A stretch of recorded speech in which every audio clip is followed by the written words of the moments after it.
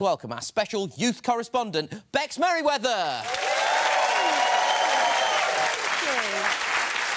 Thanks, Nish, you wanker. Sorry, what? It's a compliment, Nish.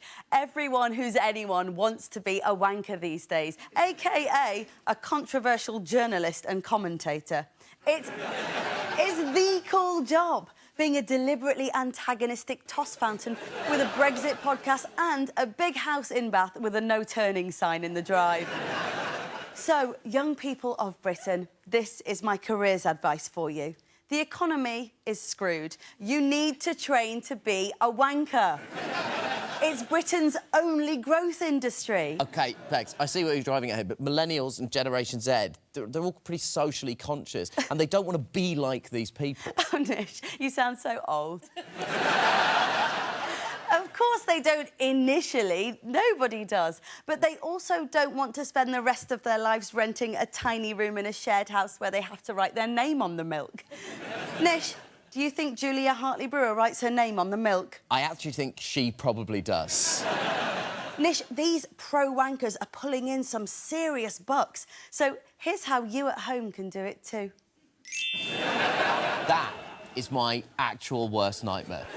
Firstly, you need someone to blame for everything. Good targets include foreigners, lesbians, teenagers, Stephen Fry, gingers, Nish Kumar. What have I done? You're proving my point, Nish. Bad targets include Princess Diana, Catherine Jenkins, God, soldiers, babies and the cenotaph. Oh, and maybe give yourself a nickname like Gary Fawkes or Barry Liberty so that you sound like a dashing freedom fighter, even though you're a lonely old specky guy whose ankles swell in winter. Wow, OK, you can't say lonely old specky guy. You Nish, just can't say... I'm being a champion of free speech. Oh, which, by the way, kids, in case you're wondering, free speech is now basically a way adult people can say racist stuff without any consequences. Which brings me to my next tip. Say horrifyingly unpleasant nonsense. Mean-eyed blame cougar Katie Hopkins is the Emily Bronte of horrendous bullshit. Nish, she's got the formula down to such a T, she doesn't even write them herself. She's got a ghost wankerer who's actually a trained crow. Yes, you might feel terribly empty inside as the world turns on you, but hey, that's just great traction. And check out this monster tweet from Julia Hartley-Brewer to teen eco-protester Greta Thunberg. Hi, Greta. I just booked some long-haul flights for my family to enjoy some winter sun on the beach this Christmas. Level of guilt being felt, 0%. Deliberately antagonising actual celebrity who has zero idea who you are, a check. Ignoring real issue in favour of weak jokes, check again, Nish. Level of being a wanker, 100%. Oh, next tip. All of society's problems can be solved by people stopping moaning and growing a pair. This quite brilliant advice is a favourite of Wankmaster General Piers Morgan.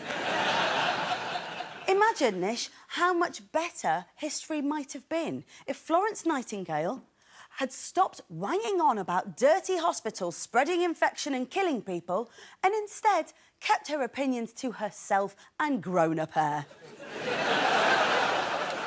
That's better, Florence! So remember, if you're a pro-wanker, all complaints are a sign of weakness.